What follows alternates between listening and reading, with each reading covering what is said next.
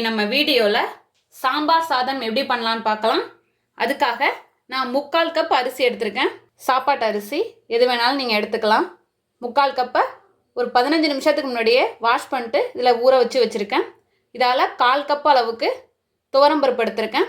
இதையும் வாஷ் பண்ணிட்டு ஒரு 15 மினிட்ஸ்க்கு முன்னாடியே ஊற வச்சு எடுத்து வச்சுருக்கேன்.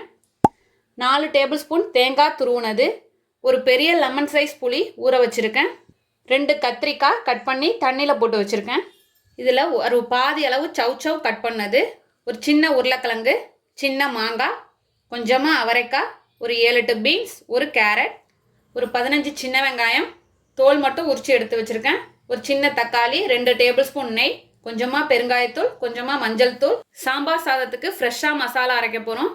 அதுக்காக 1 டேபிள் ஸ்பூன் மல்லி, 1/2 டேபிள் ஸ்பூன் மிளகு, 5 வரமிளகாய், ஒரு சின்ன பெருங்காய கட்டி, 1 டேபிள் ஸ்பூன் சீரகம், 1 டேபிள் ஸ்பூன் உளுத்தம்பருப்பு, 1 டேபிள் ஸ்பூன் கடலைப்பருப்பு. தாளிப்புக்கு 1 டீஸ்பூன் கடுகு, 2 வரமிளகாய், கொஞ்சமாக கருவேப்பிலை. இப்போ எப்படி பண்ணலான்னு பார்க்கலாம். இப்போ ஒரு குக்கர் எடுத்திருக்கேன். அதில் நம்ம ஊற வச்ச அரிசியை இதில் சேர்த்துட்டேன். அதோட துவரம்பருப்பு, அதோட இதில் பாதி அளவு மஞ்சள் தூள், கொஞ்சமாக பெருங்காயத்தூள், சாதத்துக்கு தேவையான அளவு உப்பு. இப்போ தண்ணி சேர்த்துக்கிறேன். இப்போது அரிசி பருப்பு சேர்த்து 1 கப் இருந்துச்சு, அதனால் நான் 4 கப் தண்ணி சேர்த்துருக்கேன். சேர்த்துட்டு மூடி போட்டுடலாம். இது ஒரு 6 விசில் வரட்டும். ப்ரெஷர் போனதும் ஓப்பன் பண்ணி காட்டுறேன். ரைஸ் ஒரு பக்கம் வேகிறதுக்குள்ளே நம்ம மசாலா அரைச்சிடலாம். அதுக்கு ஒரு கடாய் எடுத்துருக்கேன். இப்போ கடாய் ஹீட் ஆனதும் 1 டீஸ்பூன் எண்ணெய் சேர்த்துக்கிறேன். எண்ணெய் சூடானதும் அதில் ஒரு துண்டு பெருங்காய கட்டி இதை வறுத்து எடுத்துக்கிறேன். இப்போ இதே எண்ணெயில் நம்மளோட மசாலா ஐட்டம் சேர்த்துடலாம். ஒரு மீடியம் ஃப்ளேம்லேயே வச்சுட்டு வாசனை வர வரைய வறுத்துக்கலாம். ஹை ஃப்ளேமில் வச்சுக்காதீங்க, கருகிடும். இப்போ நல்லா வாசனை வருது. இந்த ஸ்டேஜில் இதில் தேங்காய் துருவலை சேர்த்துடலாம்.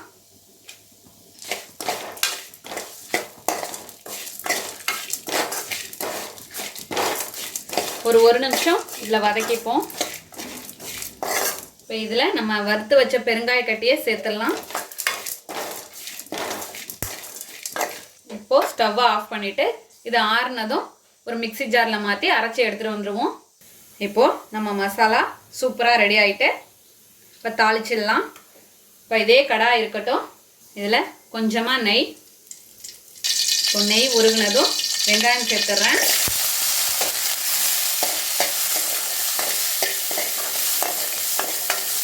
இதோட தக்காளி, இதோட 2 பச்சை மிளகாய். நான் இது இன்க்ரீடியன்ஸில் சொல்லலை, இது ஆப்ஷனல் தான். காரத்துக்கு தேவையானதை நம்ம சேர்த்துக்கிறோம். இந்த நெய்யிலே தான் இந்த காய் வதங்கினா அந்த சாம்பார் சாதம் டேஸ்ட் கிடைக்கும். அதுக்காக தான் நெய்யில் வதக்குறேன். இதோட நம்ம காயெல்லாம் சேர்த்துடலாம். கத்திரிக்காய், கேரட், அவரைக்காய், பீன்ஸ், உருளைக்கிழங்கு, சவ், மாங்காய் எல்லாமே சேர்த்தாச்சு. இப்போது இதில் மஞ்சள் தூள் நம்ம சாதத்துக்கு தேவையான அளவு சேர்த்துருக்கோம். இப்போ காய்க்கு தேவையான அளவு சேர்த்துக்கிறேன். இதில் தண்ணி சேர்த்துக்கிறேன். சாம்பாருக்கு தேவையான அளவு உப்பு, ஏற்கனவே சாதத்துக்கு சேர்த்துருக்கோம். எந்த காய் வேணாலும் சேர்க்கலாம். முருங்கைக்காய் சேர்த்துக்கலாம், வெள்ளரிக்காய் சேர்த்துக்கலாம். இப்போ நம்ம அரைச்சி வச்சுருக்க சாம்பார் பொடியில் 1/4 டம்ளர் தண்ணி சேர்த்து இதில் கலந்து சேர்த்துக்கிறேன்.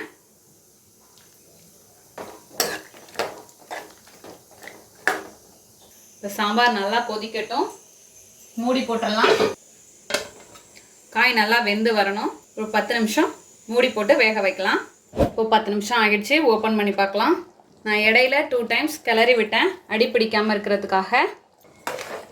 இப்போ நல்லா காயெல்லாம் வெந்து நல்லா குழம்பு வந்து கெட்டியாயிடுச்சு. இந்த ஸ்டேஜில் நம்ம புளி கரைசல் சேர்த்துக்கலாம்.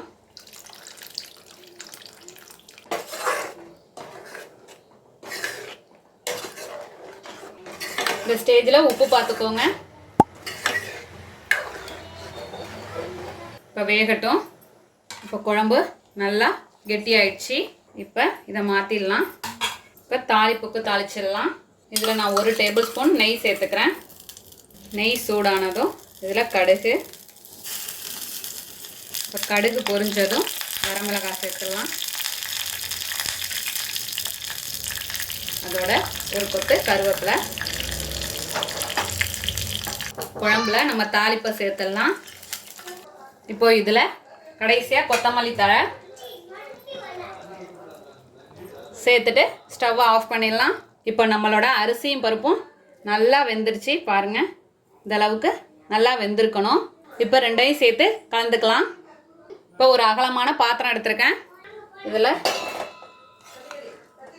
வேக வச்ச சாதம் நல்லா அந்த சூட்டோட நல்லா மிக்ஸ் பண்ணிக்கோங்க. இப்போ இது சாதம் சூடாக இருக்கணும். இந்த ஸ்டேஜில் கொஞ்சம் நெய், இப்போ நெய் சேர்த்ததும் நம்ம செஞ்சு வச்சுருக்க சாம்பார் சேர்த்துட்டு நல்லா கலந்துப்போம். நம்மளோட சாம்பார் சாதம் சூப்பராக ரெடி ஆகிருக்கு. இந்த நெய் வாசனை அவ்வளோ டேஸ்ட் கொடுக்கும். அவ்வளோதான், நம்மளோட அருமையான அற்புதமான சாம்பார் சாதம் ரெடி ஆயிடுச்சு. இதே போல் நீங்களும் உங்கள் வீட்டில் செஞ்சு பார்த்துட்டு எப்படி வந்துச்சுன்னு கமெண்ட்டில் சொல்லுங்கள். தேங்க்யூ.